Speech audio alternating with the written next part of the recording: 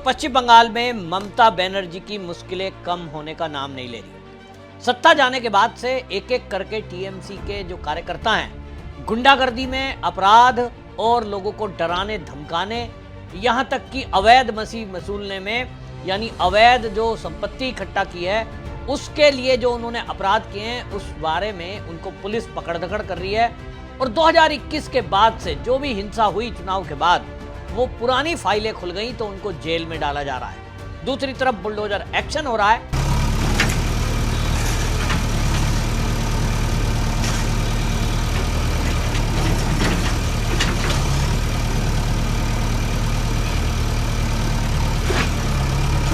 TMC ने जितने भी अवैध रूप से कार्यालय बनाए हुए थे उन सबको जमीन में, मिट्टी में मिलाया जा रहा है। और बीसी में ममता बनर्जी को बड़ा झटका तब लगा जब कलकत्ता स्थित जो टीएमसी का एक मुख्यालय है उसको खाली करने का अल्टीमेटम बिल्डिंग के मालिक ने दे दिया।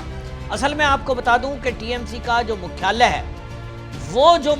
है, वो जिसका नाम है तृणमूल भवन, उस पर रेनोवेशन हो रहा है और वो टॉपसिया इलाके में है। लेकिन जब तक वो टॉपसिया इलाके का तृणमूल भवन रेनोवेट किया जा रहा है, उसको बड़ा बनाया जा रहा है, इसी बीच में इन्होंने क्या किया है कि कोलकाता में ईएम बाईपास के पास वहाँ अस्थायी ऑफिस, नाम उसका तृणमूल भवन ही रखा है, लेकिन एक बड़ी बिल्डिंग को किराए पर लिया गया, लीज पर लिया गया।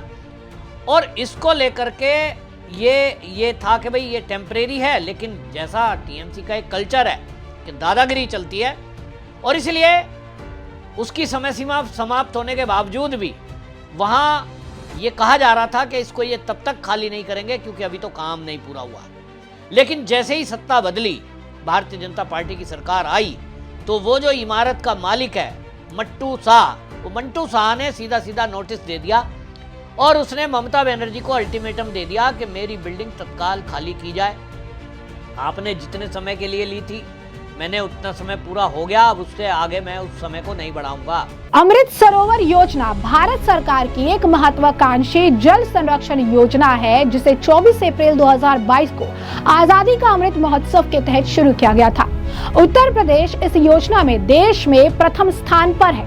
देश में कुल 68,000 प्लस अमृत सरोवर पूरे हो चुके हैं, जिसमें उत्तर प्रदेश का योगदान सबसे बड़ा है। उत्तर प्रदेश में मिशन अमृत सरोवर के तहत अब तक 19,870 से अधिक तालाबों का निर्माण और जीर्णोद्धार किया जा चुका है। इन सरोवरों का मुख्य उद्देश्य भूजल स्तर को सुधारना, सिंचाई की सुविधा बढ़ाना और ग्रामीण अर्थव्यवस्था को मजबूत करना है। मूल रूप से राज्य में लगभग 5,550 तालाब बनाने का लक्ष्य था, जिसे पार करते हुए योगी सरकार ने 16,000 से अधिक सरोवरों का रिकॉर्ड काम पूरा कर लिया है और ये संख्या लगातार बढ़ रही है। इन तालाबों का उपयोग मछली पालन, सिंघाड़े की खेती, बत्तख पालन के लिए किया जा रहा है, जिससे ग्रामीणों को रोजगार मिल रहा है। योगी आदित्यनाथ सरकार ने इस योजना को मिशन मोड में लागू किया और उत्तर प्रदेश इसे देश में नंबर 1 राज्य जो है बन चुका है। यूपी का लक्ष्य बहुत बड़ा था, 1.20 लाख अमृत सरोवर जो है प्रत्येक ग्राम पंचायत में औसतन 2 के तहत काम करना था। पहले चरण में हर लोकसभा क्षेत्र में 75 सरोवर बनाने का लक्ष्य रखा गया था। रामपुर जिले के पटवाई गांव में भारत का पहला अमृत सरोवर जो है बनाया गया। योगी सरकार इसे जल संरक्षण और आजीविका संवर्धन का बड़ा मॉडल मानती है। योगी सरकार लगातार मॉनिटरिंग करती है और धीमे जिलों को टारगेट पूरा करने के लिए निर्देश देती है। नगरीय क्षेत्रों में जल संरक्षण को बढ़ावा देने के लिए योगी सरकार ने हाल ही में अमृत 2.0 का योजना के तहत गोरखपुर, लखनऊ, गाजियाबाद और रायबरेली जैसे शहरों में नए अमृत सरोवरों के विकास के लिए 15 करोड़ से अधिक का बजट जो है स्वीकृत किया है। आप इसको पूरा खाली कर दीजिए। 2 महीने का समय दिया गया है कि भाई उसका जो है 2 महीने का मैं समय देता हूँ। आपने बिल्डिंग बनाई, यहाँ बड़ी बिल्डिंग है। आपको बता दूं कि वहाँ सांसदों के बैठने के लिए अलग जगह है, अभिषेक बनर्जी के बैठने की अलग ऑफिस बना है, ममता बनर्जी का अलग ऑफिस बना है और मीटिंग्स करने के लिए हॉल बने हैं वहाँ पर। तो बड़ा एक सेटअप बनाया था, लेकिन ये अपने आप में किसी पार्टी के लिए बड़ा झटका है कि उसके पास कोई मुख्यालय ही ना हो। क्योंकि एक जो पहले वाला है वो जो टॉपसिया में है वो अभी पूरा कंप्लीट नहीं हुआ है, उसमें अभी काम बहुत है। जो लोग हैं वो ये बता रहे हैं कि कम से कम उसमें तो अभी 5-6 महीने लगेंगे और सत्ता परिवर्तन हो गई है तो अब तो निश्चित है कि अब उसमें कोई पैसे लगाने वाला फ्री का तो है नहीं, पहले डरा धमका के काम करा लिया करते थे, तो लंबा समय लगेगा। और इसीलिए आपको बता दूं कि बिल्डिंग का जो मालिक है, जहां किराए पे इन्होंने ले रखा है, मंटू साहब, उसको समझ में आ गया कि भाई ये खाली करने वाले आराम से हैं नहीं, इसलिए नोटिस दे दिया। और उसकी हिम्मत भी इस समय इसलिए आई क्योंकि कहीं ना कहीं उसे पता है कि अब भारतीय जनता पार्टी की सरकार है, अब इस सरकार में इनकी गुंडागर्दी दादागिरी नहीं चलेगी, और इसलिए अल्टीमेटम दे दिया। तो अब ये खाली करना ही पड़ेगा, क्योंकि भाई अब जो पुलिस है ना, वो पुलिस को शुभेंदु अधिकारी ने साफ आदेश दे रखा है कि टीएमसी का कहीं भी कोई अवैध ऑफिस हो, पहले तो बुलडोजर चला दो, फिर कोई गुंडागर्दी करे तो उसको पकड़कर जेल में डाल दो। हालात ये है कि ढूंढ ढूंढ के गुंडों को पकड़ा जा रहा है, और जिन लोगों ने भी पिछले 5 साल में, तो शुभेंदु ने सीधा डीजीपी को बोल दिया, पिछले 5 साल में जितने भी पोस्ट पोल वायलेंस और लोगों को डराने धमकाने, महिलाओं के साथ छेड़छाड़ की घटनाएं हैं, सबकी फाइल खोलो, सबको बोलो थाने में जाएं। और सभी थानेदारों को आदेश आ गए हैं कि आपके पास यदि कोई टीएमसी के गुंडों के विरुद्ध कोई एफआईआर कराने के लिए आता है, आपको तत्काल उसको अटेंड करना है और एफआईआर दर्ज करनी है और कार्रवाई करनी है। तो कार्रवाई हो रही है। मेरी जानकारी में आया है कि अभी तक बंगाल में 1000 से ऊपर गुंडे पकड़े जा चुके हैं, और जो छुटमुट भैयाओं की लगा दें तो वो संख्या 4000 हो गई। मुझे एक बंगाल में मेरा दोस्त पत्रकार है, वो ये कह रहा था कि जिस तरह से लोग कंप्लेंट कर रहे हैं, क्योंकि अभी तक तो कोई सुनता ही नहीं था, अब सत्ता परिवर्तन हुआ, सीएम का आदेश हुआ, उनको लग रहा है कि अब उनके विधायक उनके साथ खड़े हैं, पार्षद उनके साथ खड़े हैं, पार्टी का वर्कर बीजेपी का साथ खड़ा है, तो उनके हौसले बढ़े हैं लोगों के। और अब कंप्लेंट जो आई है, हर थाने में टीएमसी के गुंडों की गुंडागर्दी की ढेर कंप्लेंट आ रही है। तो वो ये हंस के कह रहा था कि जिस तरह से पवन जी गिरफ्तारी हो रही है, मुझे लगता है कि अब इनको यहाँ कोई बड़ी बिल्डिंग बनानी पड़ेगी या कोई स्कूल किराए पे लेना पड़ेगा, क्योंकि जेल तो कम पड़ जानी है, जितनी जेल आज हैं वो तो सब भर जाएंगी। अब इस मामले में ममता बनर्जी के होश उड़े, तो भाई पत्रकार भी अब हौसला आ रहा है। पहले तो पत्रकारों को डरा देते थे, कोई बोलता नहीं था। अभिषेक बनर्जी पार्टी ऑफिस में मीटिंग के लिए निकल रहा था तो सारे पत्रकारों ने घेर दिया, दादा कुछ बोलो, आपसे ऑफिस खाली कराया जा रहा है, आपके लोग पकड़े जा रहे हैं, आपको नोटिस मिला है। अभिषेक बनर्जी को भी घर का नोटिस मिला है कि अवैध रूप से आपकी संपत्तियां क्यों ना उस पर बुलडोजर चलाया जाए, क्योंकि नियम कायदे कानून आपने फॉलो नहीं किए हैं। अभिषेक का चेहरा देखने लायक है, बोलती बंद, ऐसा लग रहा है जैसे सदमे में आ गया। सदमा तो ही है। इनको तो इतना घमंड था कि सोचिए अभिषेक बनर्जी की उम्र क्या है, और ये देश के गृह मंत्री अमित शाह, जो कि इनके उम्र में पिता से भी बड़ी उम्र के हैं, उनको धमकी दे रहा था 4 तारीख के 12 बजे बाद हमें देखचे। भाई कहाँ तू देखेगा, गृह मंत्री को धमकी दे रहा है, उम्र का लिहाज किया होता, पोस्ट का लिहाज किया होता।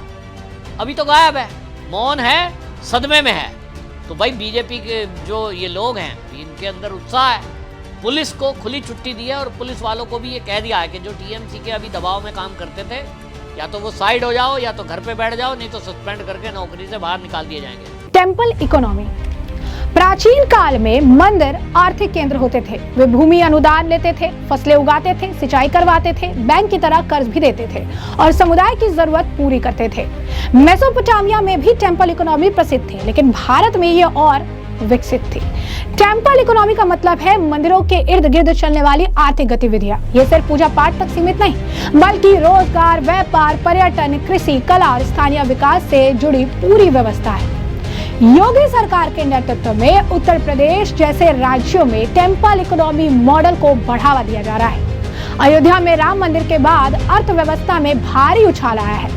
IIM लखनऊ की रिपोर्ट में 1 लाख करोड़ से ज्यादा का व्यापार और हजारों MSME इकाइयां शुरू पुनर्जीवित हुई।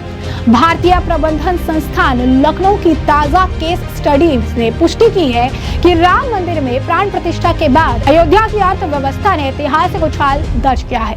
मुख्यमंत्री योगी आदित्यनाथ के नेतृत्व में टेम्पल इकोनॉमी मॉडल ने यह साबित कर दिया है कि यदि प्राचीन धार्मिक स्थलों के आधारभूत ढांचे को सुदृढ़ किया जाए तो आस्था, पर्यटन और स्थानीय अर्थव्यवस्था तीनों को एक साथ मजबूती से आगे बढ़ाया जा सकता है। पिछली सरकारों के दौर में उपेक्षित रहे अनेक धार्मिक स्थलों पर अब सुनियोजित विकास कार्यों ने तस्वीर बदल दी है।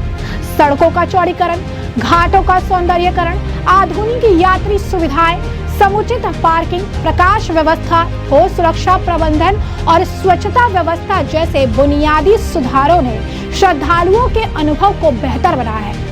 इसका सीधा परिणाम ये हुआ कि उत्तर प्रदेश आने वाले श्रद्धालुओं और पर्यटकों की संख्या में रिकॉर्ड वृद्धि दर्ज की जा रही है। आंकड़ों के अनुसार बीते वर्ष उत्तर प्रदेश में 122 करोड़ से अधिक श्रद्धालु और पर्यटक पहुंचे। ये संख्या न केवल राज्य के प्रशासनिक प्रबंधन की क्षमता को दर्शाती है, बल्कि इस तथ्य को भी स्थापित करती है कि धार्मिक पर्यटन अब प्रदेश की अर्थव्यवस्था का मजबूत स्तंभ बन चुका है।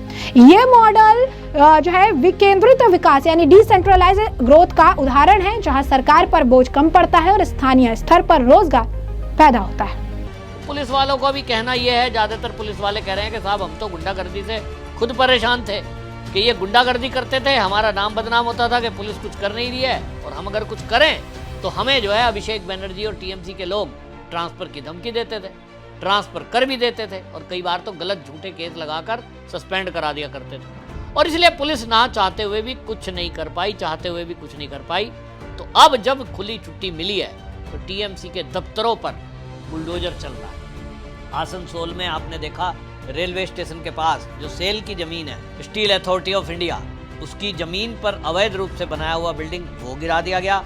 तो अब ये क्या करेंगे कि सब जगह बुलडोजर चल रहा है।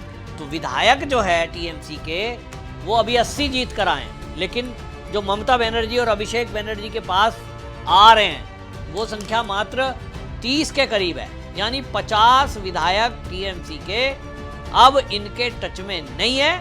और मुझे ये पत्रकार मित्र बता रहा था कि वो सबके सब बीजेपी में आने के लिए रिक्वेस्ट कर रहे हैं, यानी 50 एमएलए टीएमसी छोड़कर बीजेपी ज्वाइन करने की खूब रिक्वेस्ट कर रहे हैं। लेकिन भारतीय जनता पार्टी के जो प्रदेश अध्यक्ष हैं उन्होंने कह दिया है कि हम किसी भी टीएमसी के विधायक को या सांसद को बीजेपी में शामिल नहीं करेंगे। इंतजार कर रहे हैं तो फिर नहीं करेंगे, लोगों की भावना है और उससे अव्यवस्था भी फैलेगी। तो इतना तय है कि ममता बनर्जी अभिषेक बनर्जी को कोई पूछने वाला नहीं है और टीएमसी टूटने जा रही है। मैंने आपको बताया था 3 टुकड़ों में टीएमसी डिवाइड हो जाएगी, क्योंकि एक टुकड़ा जो मुस्लिम इनके विधायक हैं वो अलग हो जाएंगे, बाकी 2 दलों में बढ़ जाएंगे, और उसमें एक बड़ा धड़ा अलग से अपने अलग नई पार्टी बनाने वाला है, जिसमें मैंने बताया था शुरुआत हो चुकी है।